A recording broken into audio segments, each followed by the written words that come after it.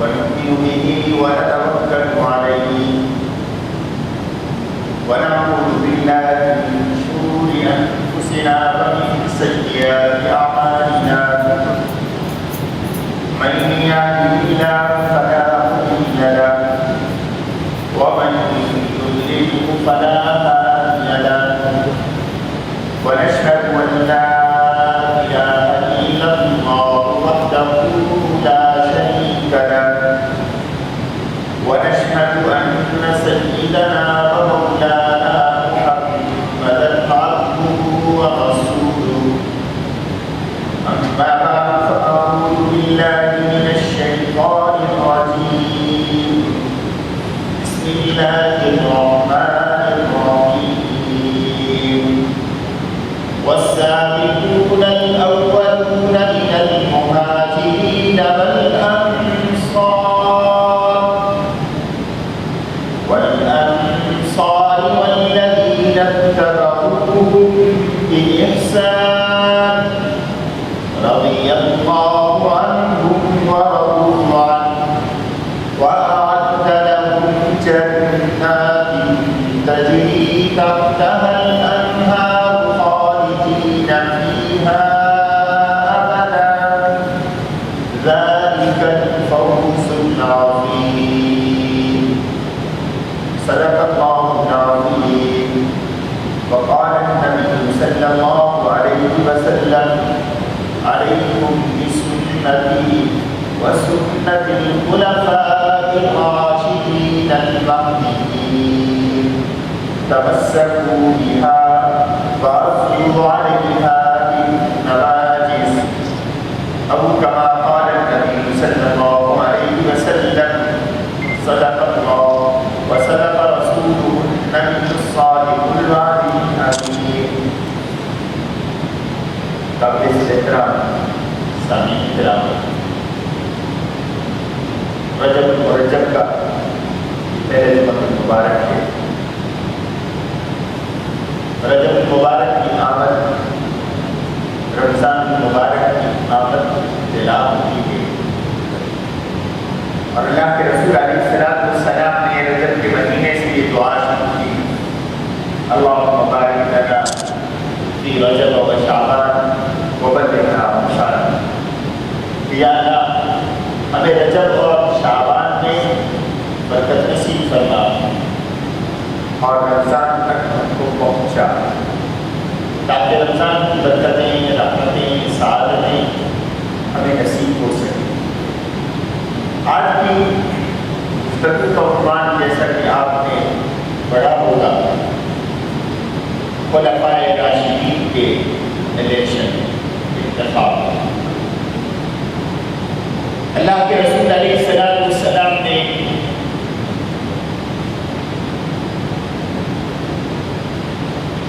ان چار صحابہ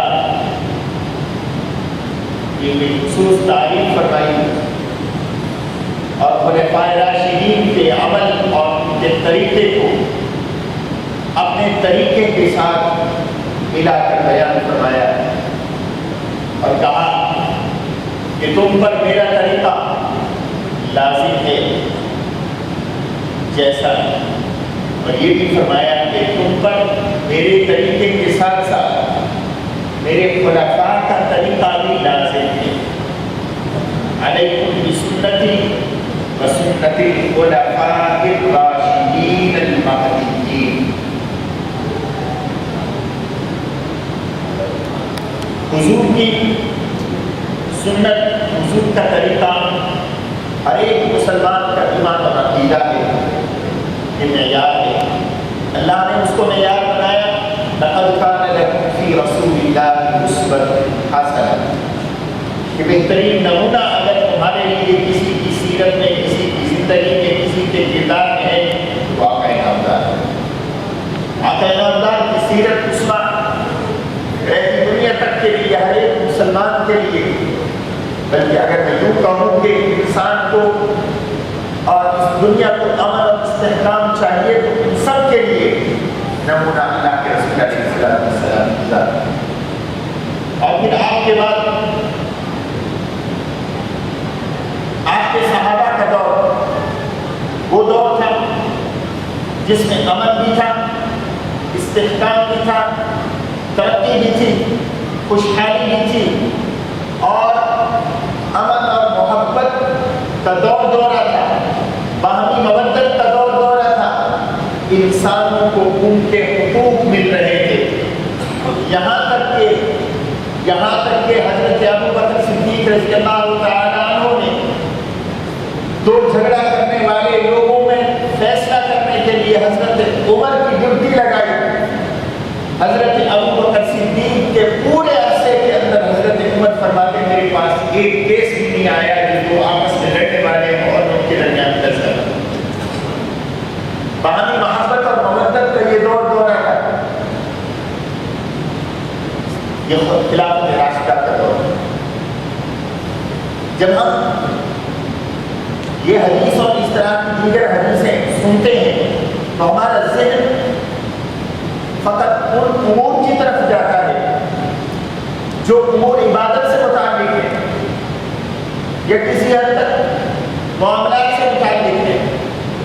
حضور ہمارے لیے رسوائیں، کھانا اس طرح کھاؤ جس طرح حضور نے کھایا، پانی اس طرح پیو جس طرح حضور نے پیا، نماز اس طرح پڑھو جس طرح حضور نے پڑھی، روزہ اس طرح رکھو جس طرح حضور نے رکھا، حج اس طرح کرو جس طرح حضور نے حج کیا، صدقہ اس طرح دو جس طرح حضور نے صدقہ دیا۔ یہ ہمارے ذہن میں چیزیں آتی ہیں اور آنی چاہیے، لیکن یہاں تک بات ختم نہیں ہو جاتی، نہ ہی ختم کر دینی چاہیے۔ جب حضور فرمانے علیکم بسنتی وسنت الخلفاء الراشدین المہدیین کہ تم پر میرا طریقہ میرے صحابہ کا طریقہ ہے، تو یہ حضور بتانا چاہ رہے ہیں کہ اگر تم دنیا کے معاملات کے اندر جاؤ گے تمہارے سامنے پھر بھی میرا طریقہ میرے صحابہ کا طریقہ ہونا چاہیے۔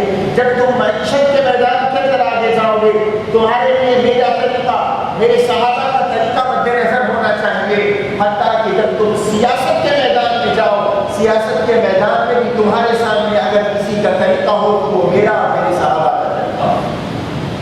پھر یہ بات نہ ہو کہ جناب یہ ڈیموکریٹک سسٹم اب سلیکشن اور الیکشن ہے تو ہم اس کو دیکھیں گے امریکہ میں کس طرح الیکشن ہو رہے ہیں۔ اگر پریزیڈینشل یا صدارتی طریقے انتخاب ہے یا اگر پارلیمانی طریقے انتخاب ہے تو یو کے کی سسٹم کو دیکھا جائے گا، وہ معیار بن گئے۔ اللہ کے پیغمبر علیہ السلام نے درس دیا کہ تمہارے لیے میرا طریقہ میرے صحابہ کا طریقہ ہے۔ جب تم کسی اپنے بڑے کو منتخب کرو تو تم یہ دیکھو کہ میں نے کسی کو بڑا کس بنیاد پر بنایا اور میرے بعد میرے صحابہ کس بنیاد پر آگے آئے اور میری جگہ میری خلافت انہوں نے سنبھالی۔ تم بھی اسی طریقے کو سنبھالنا، اسی طریقے کو اختیار کرنا۔ ہمارے یہاں صورت حال یہ ہے کہ اور یہ پروپیگنڈا کی تعریف ہے۔ پروپیگنڈا کہتے ہیں کس کو ہے؟ پروپیگنڈا وہ ہوتا ہے کہ کسی برے کو اتنا اچھا بن کر کے پیش کرو، اچھا کر کے پیش کرو، اس کی تعریفیں کرتے جاؤ کہ خود برا سمجھنے والے کو شک ہو جائے کہ شاید یہ اچھا ہوگا۔ یہ پروپیگنڈا ہے۔ اور کسی اچھے کو برا کر کے پیش کرنا ہو تو اس کے نقائص کرتے جاؤ، جو نہیں ہے وہ بھی اس کے اندر بیان کرتے جاؤ اور اتنے لوگوں کو بتاؤ، اتنی دفعہ دہراؤ کہ خود اچھا سمجھنے والے بھی یہ شک کرنے بیٹھے کہ واقعات کی غلطی اس کے اندر ہوگی تو صحیح۔ یہ پروپیگنڈا ہے اور یہ آج طاقتور ہتھیار ہے۔ لوگ کہتے ہیں جناب دو طاقتیں ہیں، ایک بلیٹ کی طاقت ہے اور ایک بین کہتے ہیں بلیٹ اور بیلٹ ووٹ ڈالنا، یہ دو طاقتیں۔ اصل طاقت تو یہ پروپیگنڈا کی ہے جو میڈیا کے گھوڑے پر سوار ہو کر روکتا چلا جاتا ہے، اچھے کو برا، برے کو اچھا، پرانی سزاؤں کے مطابق پروپیگنڈا کیا گیا۔ اسلام کی تاریخ کے سنہری شخصیات کے مطابق پروپیگنڈا کیا گیا۔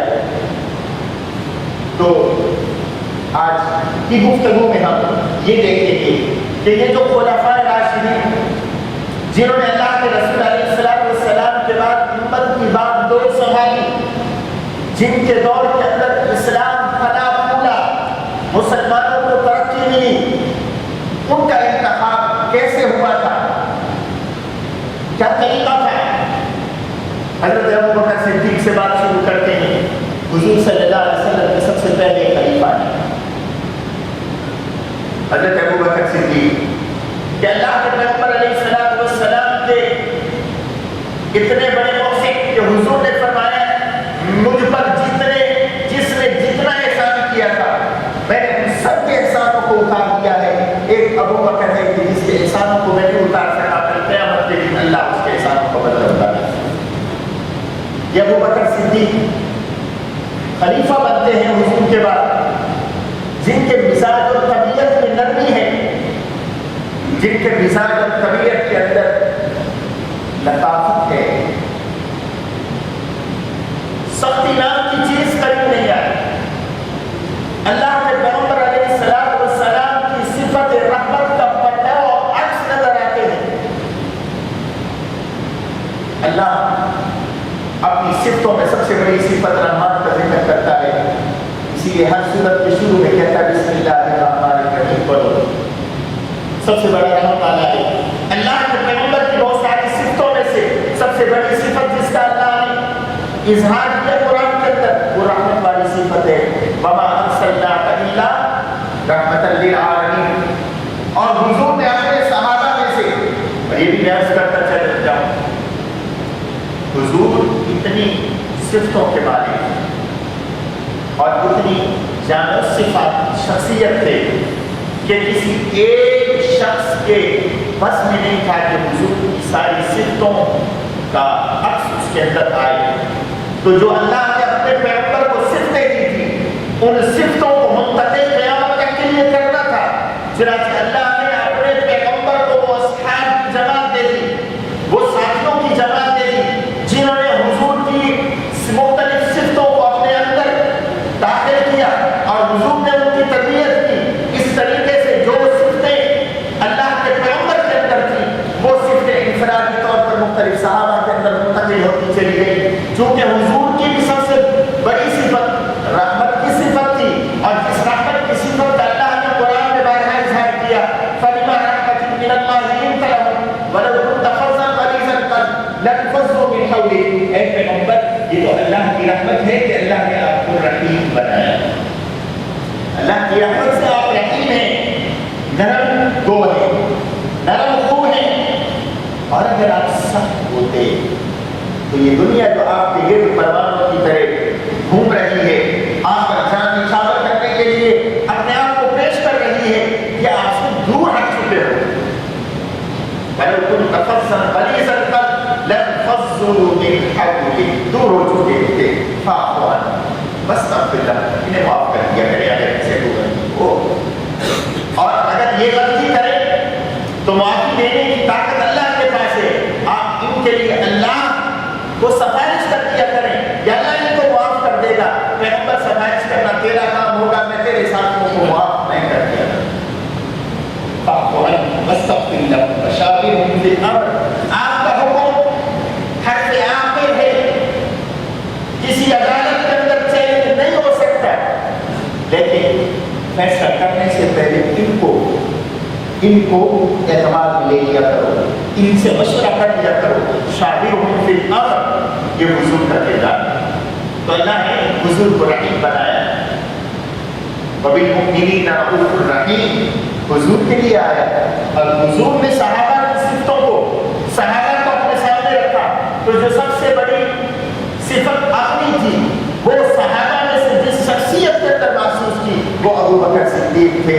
فرمایا ارحم امتی ابو بکر، کہ میری امت قیامت تک آنے والی جو امت ہے، اس امت کے ہر فرد میں جو رحمت کی صفت ہوگی، ان ساری امت میں سے سب سے بڑا رحیم اگر میری امت میں کوئی ہے تو ابو بکر صدیق، یہ ابو بکر صدیق کا کمال ہے۔ لیکن آگے بات چلتی ہے، حضور کا انتقال ہوتا ہے۔ حضور کی وفات سے پہلے حضور نے حضرت ابو بکر صدیق کے لیے کہا تھا، ابو بکر سے کہو لوگوں کو نماز پڑھائے، میرے مصلی پہ کھڑا ہو جائے۔ سیدہ عائشہ صدیقہ حضور کی زوجہ المؤمنین حبیبہ کائنات عرض کرنے لگی، یا رسول اللہ میرے ابو نرم دل ہیں، جب آپ مصلی پہ کھڑے ہوں گے تو رونا شروع کر دیں گے، ان کی طبیعت برداشت نہیں کر پا رہی کہ آپ کے مصلی پہ آپ کے ہوتے ہوئے کھڑے ہوں۔ 3 یا 4 دفعہ حضور نے حکم دے کے کہا جو میں کہتا ہوں وہ کرو۔ ابو بکر سے بہت نماز پڑھائے۔ اب حضور صلی اللہ علیہ وسلم کی زندگی غالباً 17 نمازیں حضور صلی اللہ علیہ وسلم کی زندگی میں ابو بکر صدیق نے پڑھی۔ ایک نماز میں تو حضور نے جب دیکھا آپ کی طبیعت کچھ سنبھلی، بہتر ہوئے، پردہ ہٹایا، حجرہ جو آج روزہ اقدس ہے، روزہ مبارک ہے، یہ اس کے ساتھ تو مسجد نبوی کی دروازے کے سامنے سے پردہ ہٹایا، صحابہ کو دیکھا ابو بکر صدیق نماز پڑھا رہے ہیں، باقی صحابہ اس کے پیچھے نماز پڑھ رہے ہیں، تو حضور کو اتنی خوشی ہوئی کہ مسکرا کہ جو باغ میں نے لگایا تھا وہ باغ پھلے پھولے گا، اللہ نے اس کو پھل پھول دینا ہے۔ تو حضور چلے آئے آہستہ آہستہ، تو حضرت ابو بکر صدیق کے ساتھ بیٹھے نماز کے اندر۔ حضرت ابو بکر صدیق نے کہا حضور آ گئے ہیں، میں پیچھے جاتا ہوں۔ آہستہ آہستہ پیچھے ہٹنے لگے۔ حضور نے منع کر دیا کہ نہیں، نماز پڑھاؤ، میں امت کو بتانا چاہتا ہوں کہ میں نے اپنے ہاتھ سے ابو بکر کو اپنے مصلی پہ کھڑا کیا ہے، اور اس کو مصلی پہ کھڑا کر کے میں صاف کھڑے ہو کے تعین کرنا چاہتا ہوں کہ میرے بعد اگر خلافت کا، میرے بعد امور دین کا اگر کوئی قیادت کا مستحق ہے تو وہ ابو بکر صدیق ہے۔ حضور صلی اللہ علیہ وسلم کا مثال ہو جاتا ہے، اب ایسا بڑا صدمہ تھا۔ میں اور آپ سوچیں ہمارا کوئی عزیز اس دنیا سے رخصت ہو جائے، کیا کیفیت ہوتی ہے۔ میں نے بڑے بڑے کفاتوں کو دیکھا، بچوں کی انتقال پر ان کے آنکھوں سے آنسو نہیں تھکتے، والدین کے انتقال پر، والدہ کے بچھڑنے پر روتے روتے تھکتے نہیں تھے۔ اے امی چلی گئی، بھئی عمر تھی، اس نے اس دنیا سے جانا تھا، لیکن ایک تعلق ہوتا ہے، ایک ربط ہوتا ہے۔ لیکن ایک باپ کو اپنے بیٹے سے، ایک ماں کو اپنی اولاد سے، اولاد کو اپنی ماں سے اتنی محبت نہیں ہو سکتی جتنی حضور کو امت سے اور امت کو حضور سے محبت ہے۔ تو کیا کیفیت ہوگی، کیا کیفیت ہوگی۔ ہم بھول جاتے ہیں حضور کے وصال والے صدمے کے ذکر کو بھی ہم شرماتے ہیں، اس کا ذکر کرنا۔ حضور صلی اللہ علیہ وسلم کے وصال کا صدمہ ایسا تھا کہ حضرت فاطمہ رضی اللہ تعالیٰ عنہ حضور کی لقب جگر، حضور کی بیٹی کہتی ہے صبت علیہ مصائب لو انہا صبت علی الایام ست لیالہا، مجھ پر مصیبتوں کے ایسے پہاڑ ٹوٹ پڑے ہیں، اگر یہ دن پر ٹوٹتے تو وہ بھی رات ہو جاتے۔ ایسا صدمہ۔ حضرت عمر کہہ رہے تھے خبردار اگر کسی نے یہ کہا کہ حضور انتقال کر گئے ہیں تو اس کی گردن اڑا دوں گا۔ یہ جھوٹا نہ برداشت نہیں ہوتا ہے۔ اس صورتحال میں وہی ابو بکر جو باوجود نرم ہونے کے، باوجود نرم دل ہونے کے، رقیق القلب ہونے کے، حضور صلی اللہ علیہ وسلم کے پاس آتے ہیں، حضور کے ماتھے پہ بوسہ لیتے ہیں، طب حیّ و میتہ کا جملہ کہتے ہیں، اور حضور صلی اللہ علیہ وسلم کی کیفیت کو دیکھتے ہیں کہ آپ اللہ کی طرف چلے گئے ہیں، آپ رفیق اعلیٰ سے مل چکے ہیں، واپس آتے ہیں، صحابہ کو بٹھاتے ہیں، عمر کو بٹھاتے ہیں کہ عمر بیٹھو، سنو، من کان یعبد محمدا فإن محمدا قد مات۔ میں اعلان کرتا ہوں جو محمد صلی اللہ علیہ وسلم کی عبادت کیا کرتا ہے وہ سن لے کہ اللہ نے محمد صلی اللہ علیہ وسلم پر موت طاری کر دی ہے۔ جب کوئی عبادت نہیں کرتا، ہم عبادت اللہ کی کرتے ہیں، تو ہم عبادت اللہ کی کرتے ہیں، اطاعت اس کے رسول کی کرتے ہیں، تو پھر سنو فإن اللہ حی لا یموت، وہ ذات زندہ ہے، اس پر کبھی موت نہیں آئے گی۔ میں اعلان کرتا ہوں کہ اللہ کے رسول اس دنیا سے رخصت ہو چکے ہیں۔ اب صحابہ کرام کی سراسری کی خاموشی تھی۔ اس صورتحال میں اب کون حضور کی جگہ لے، حضور کی جگہ کی ذمہ داریاں کون سنبھالے؟ اعلان تو ہوا نہیں تھا، اور حضور اعلان کرنا بھی نہیں چاہتے تھے۔ حضور نے اشارات تو دے دیے تھے لیکن اعلان نہیں کرنا چاہتے تھے، اس لیے کہ امت کا مسئلہ ہے، اگر اعلان ہو جاتا تو وہ نص ہو جاتی، حضور کا فرمایا ہوا شریعت بن جاتا، اور اگر وہ اس کی مخالفت کرتا وہ دین سے باہر ہوتا۔ یہی تو بنیادی اختلاف ہے اہل سنت والجماعت اور اہل شیعہ کے درمیان۔ شیعہ یہ کہتے ہیں کہ حضور کے بعد، نبوت کے بعد امامت منسوخ ہے، ہم کہتے ہیں اہل سنت کا متفق عقیدہ ہے، چاہے جتنے بھی اہل سنت کے درمیان اختلاف ہوں، اس بات پر اتفاق ہے کہ امت کے بعد امت کی بات سنبھالنا اور اس کی ذمہ داریاں ادا کرنا یہ منسوخ نہیں ہے، یہ امت کا کام ہے، جس کو چاہے وہ تخب کرے۔ یہی وجہ ہے انصار کے لوگ اکٹھے ہو گئے ثقیفہ بنی ساعدہ میں۔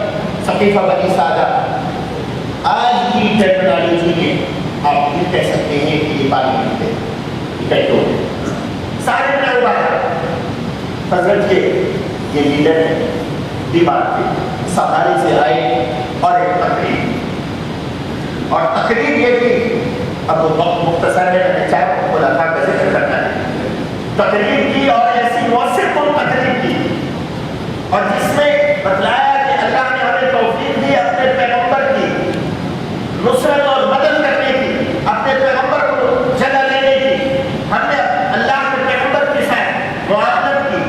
اللہ کے پیغمبر 13 برس مکہ میں رہے، چند لوگوں میں زیادہ لوگ مسلمان نہیں ہو سکے تھے، حضور ہجرت کر کے مدینہ میں آئے، اسلام نے ترقی پائی، ترقی کرتے کرتے کرتے آج ہزاروں میں لاکھوں تک معاملہ پہنچ چکا ہے۔ لہذا جو سب سے پہلے ناصر ہیں، سب سے پہلے معاون ہیں حضور کے، ان کا حق ہے خلافت کا، خلافت ان کو بھی نہیں چاہیے۔ سب نے کہا بالکل صحیح بات ہے، اب ہم ریاست کون ہو، ایک لڑائی لگی کہ آپ ہونا چاہیے ساتھ میں۔ چنانچہ ایک نے کہا ارے بھائی مہاجرین سے بھی تو پوچھ لو، وہ بھی تو اسی مدینہ کی ریاست کے شہری ہیں، حضور کے خاندان کے افراد ہیں۔ چنانچہ اس پر تائید کچھ، اب ادھر حضور صلی اللہ علیہ وسلم کی وفات کے اعلانات ہو رہے ہیں، حضرت حضور صلی اللہ علیہ وسلم کی وفات کا اعلان کر کے ابو بکر صدیق واپس حضور کے حجرے میں آتے ہیں۔ حضرت عمر تک خبر پہنچتی ہے کہ انصار کے لوگ اکٹھے ہوئے اور وہ خلیفہ بنا رہے ہیں۔ ایک نے جب یہ کہا ثقیفہ بنی ساعدہ میں کہ اگر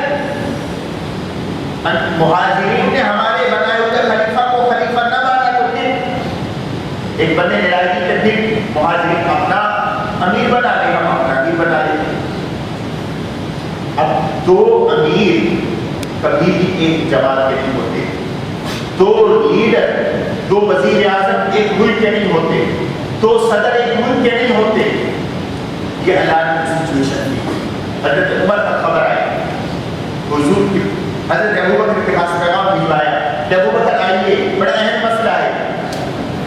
حضرت ابوبکر نے کہا میں مجھے نہیں آتا، میں مصروف ہوں یہاں پہ۔ پھر آدمی بھیجا کہ آئیے، بڑا اہم مسئلہ ہے۔ حضرت ابوبکر صدیق تشریف لائے، کہنے لگا حضور کی تجویز و تکفین سے زیادہ کوئی اہم مسئلہ آ گیا ہے؟ حضرت عمر نے کہا ہاں، حضور کی تجویز و تکفین سے اہم مسئلہ آ گیا ہے، اور یہ معاملہ ہے کہ مسلمانوں کے اختلاف ہو رہا ہے۔ اب حضرت عمر، حضرت ابوبکر اور حضرت عبیدہ بن الجراح تینوں جاتے ہیں ثقیفہ بنی ساعدہ۔ راستے میں خبر ملتی ہے کہ وہ تو اپنا فیصلہ کر چکے ہیں، آپ بچ جائیں۔ میں نہیں، ہم جائیں گئے۔ اب جانے کے بعد عبیدہ بن الجراح نے ایک تقریر کی، انصار کی تعریف کی، انصار کی خدمات کا تعارف پیش کیا، اقرار کیا، اور ان کو کہا کہ تم تو پہلے تھے جنہوں نے اللہ کے دین کی تعلیم میں آگے بڑھے، اپنے وطن کو چھوڑ کے مکہ میں آئے، حضور کے ہاتھ میں ہاتھ دیا، بیعت عقبہ اولیٰ ہوئی، ثانیہ ہوئی۔ آج میں تمہیں نصیحت کرتا ہوں، خدایا تم پہلے ہو نہ بنو جو امت کو توڑنے والے ہیں۔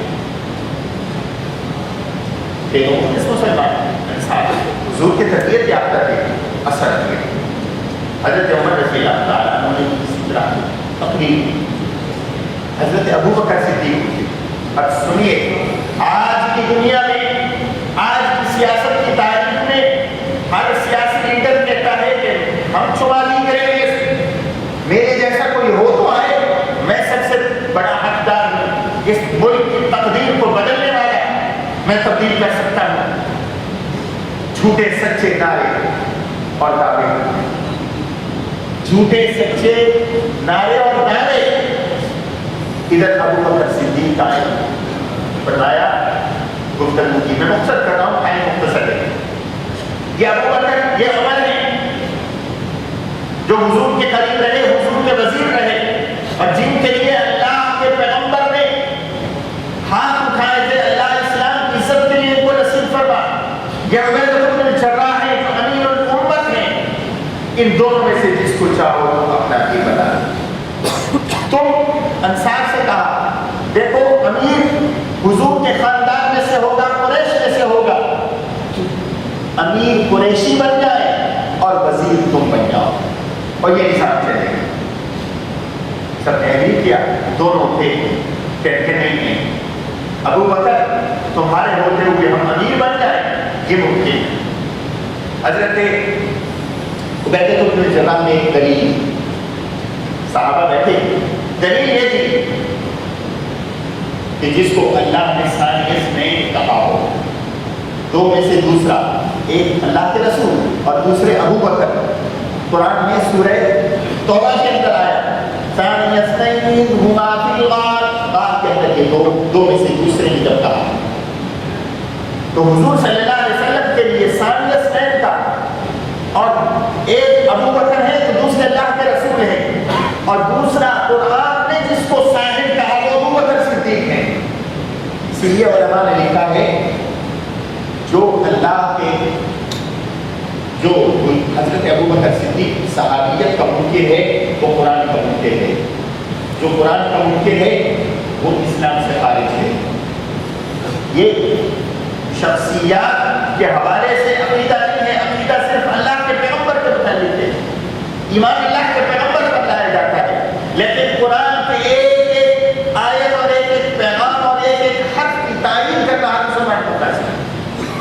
حضرت عمر نے ایک اور اچھی بات، حضرت عمر نے کہا ارے بھائی دیکھو جس کو اللہ کے رسول علیہ السلام نے ہمارے دین کے لیے منتخب کیا ہے، ہم اس کو اپنی دنیا کے لیے منتخب کر لیں۔ حضور نے ہمیں ہمارے دین کے سب سے اہم فریضے نماز کی امامت اور قیادت کی ذمہ داری جس کو سونپی ہے، ہم اس کو دنیا کے امور کا ذمہ دار بناتے ہیں۔ اب کہا ابو بکر ہاتھ بڑھائیں، ہم آپ کے ہاتھ میں بیعت کرتے ہیں۔ چنانچہ دونوں نے بیعت کی، سب کے سب انصار نے بیعت کی، حضرت علی مرتضیٰ نے بیعت کی۔ اس کے بعد حضور صلی اللہ علیہ وسلم کی تجویز و تنفیذ کا سلسلہ شروع ہوا۔ لوگ کہتے ہیں کہ یہ 3 دن تک حضور کی تجویز و تنفیذ نہیں ہو سکی، میں تو کہتا ہوں آج تک بھی اگر حضور صلی اللہ علیہ وسلم کی تجویز و تنفیذ نہ ہوتی، حضور کے جسم پر کوئی اثر نہیں ہونے والا تھا، حضور صلی اللہ علیہ وسلم کے جسم پہ کوئی اثر نہیں ہونے والا تھا۔ حضور کو اللہ نے حضور کے جسم کو محفوظ کیا ہے، اور ہر پیغمبر کا جسم محفوظ ہے قیامت تک کے لیے۔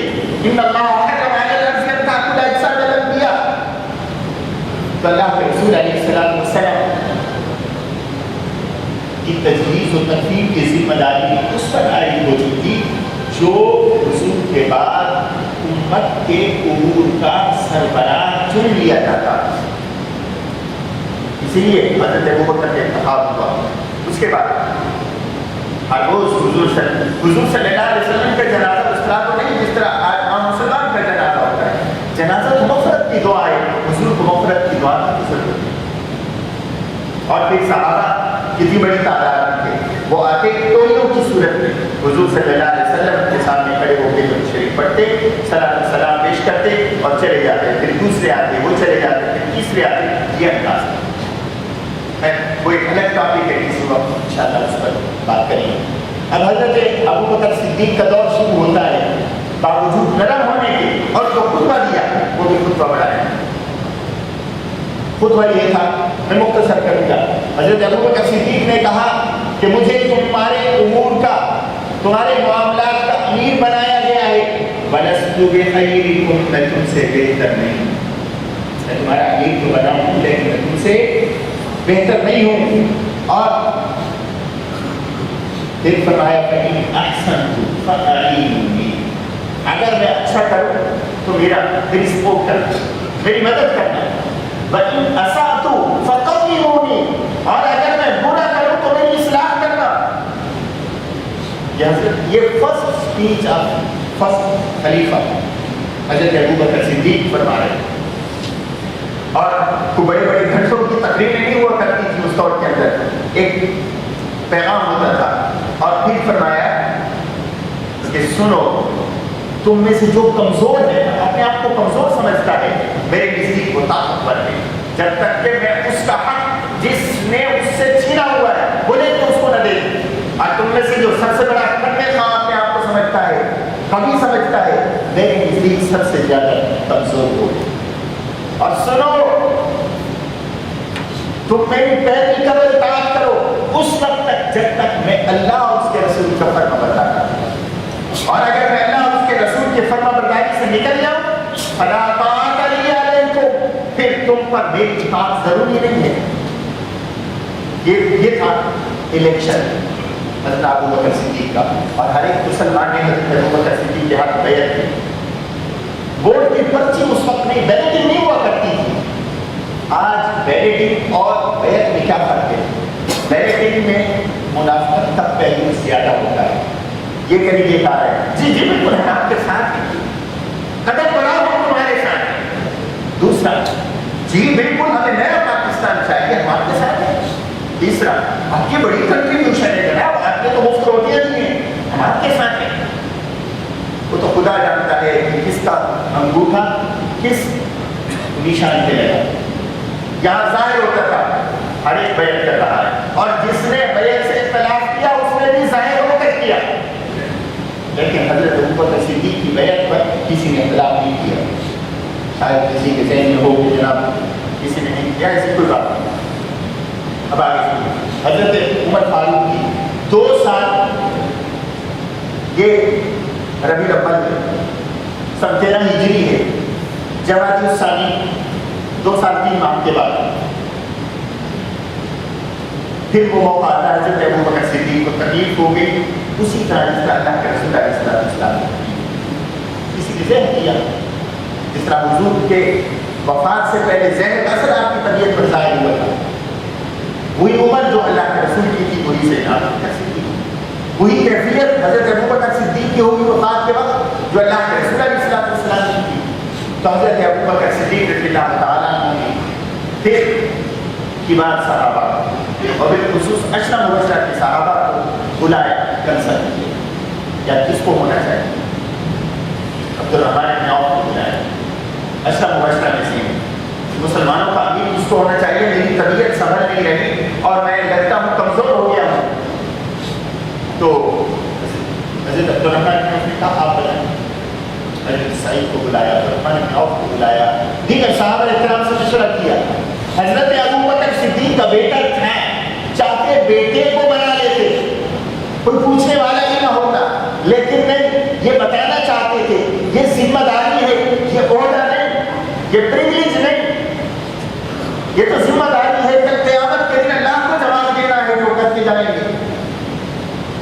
چنانچہ حضرت عبدالرحمن بن عوف سے کہا کہ دیکھو میں امت میں سے بہترین شخص عمر کو جانتا ہوں، میں چاہتا ہوں کہ امت میں سے بہترین شخص کو امت کا حاکم بنا دوں، امیر بنا دوں.